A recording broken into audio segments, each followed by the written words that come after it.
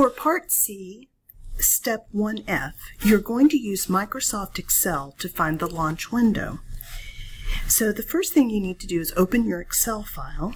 We're going to make a new worksheet. I'm just going to click this plus at the bottom of the page. I'm going to rename this sheet Launch Window. Okay. Now, I want to go to Haiku, to the Computational Modeling Using VPython tab, and there is a file here called Heliocentric Longitudes for Earth and Mars Data. You want to open that Excel spreadsheet.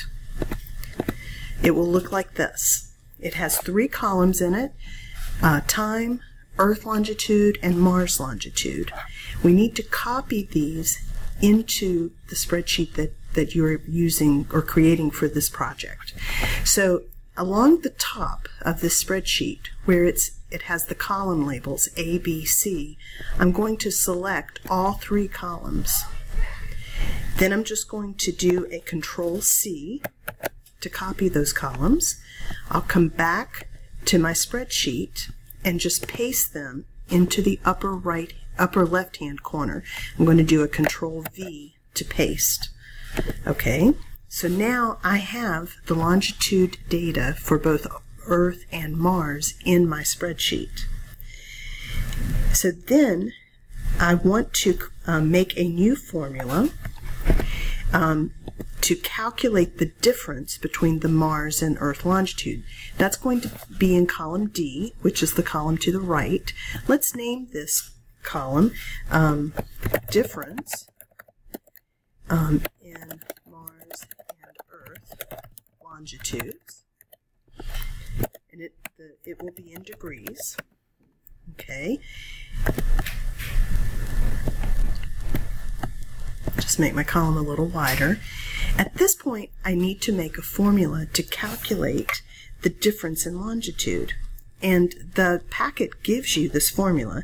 I want to take the Mars longitude and subtract the Earth longitude. So of course, you start a formula with equal. I'm going to click in the cell that has the Mars longitude, put a minus sign there, and then click in the cell that has the Earth longitude and hit enter. Okay, so I have just calculated for January 2019 what the difference in longitude is. I'm going to just copy that formula down the length of my table.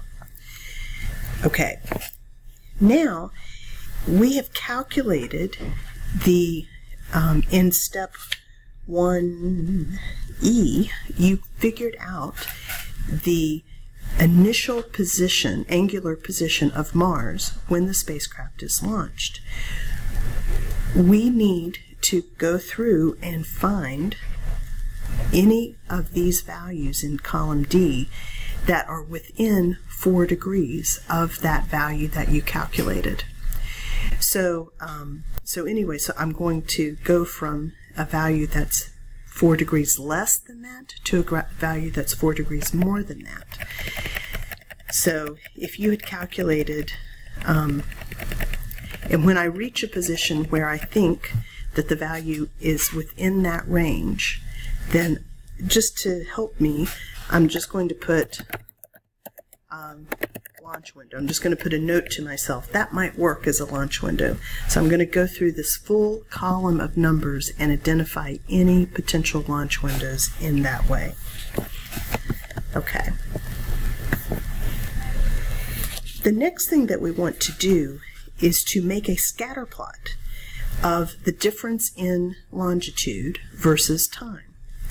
So these columns, notice, are not next to each other, and so we're going to need to use the trick where you highlight the column of time, highlight those values, and then hold the Control key down while you highlight the difference in longitudes.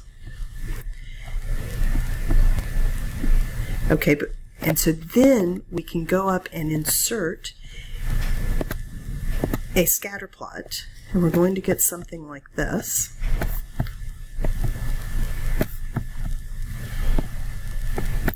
So there are a few things about this chart, the way that Excel creates it, that make it difficult to read. The first is, you'll notice that since the y-axis has both positive and negative values, when it puts the labels for the x-axis along the x-axis, they're in the middle of the chart, and that makes it kind of difficult to read. So I would really like to move those down to the bottom of this graph. And the way you do that is put your cursor over one of the x-axis labels and do a right mouse click. Go to Format Axis,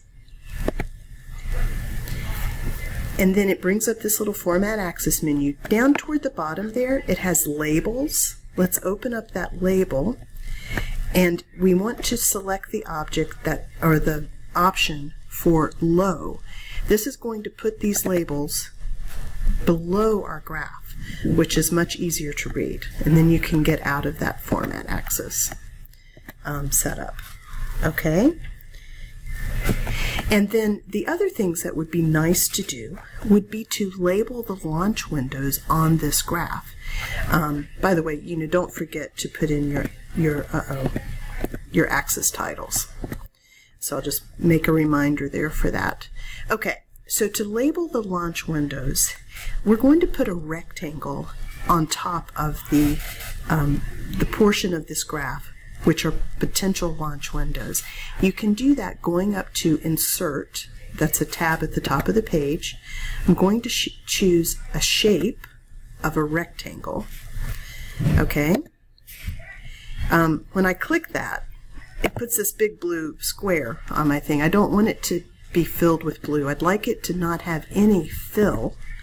So I go up to Shape Fill and select None, no fill. But I do want it to have an outline, preferably in a different color. I'm going to choose red, and I'm going to make it a little thicker. So I'm going to go to the weight and make it a big rectangle here. So the launch window is not very long. And so I'm going to come over here and just move that rectangle over the portion of the graph which is a potential launch window. And if there are other launch windows, you can copy, just do a Control-C, copy the same rectangle and identify any potential launch windows on this graph.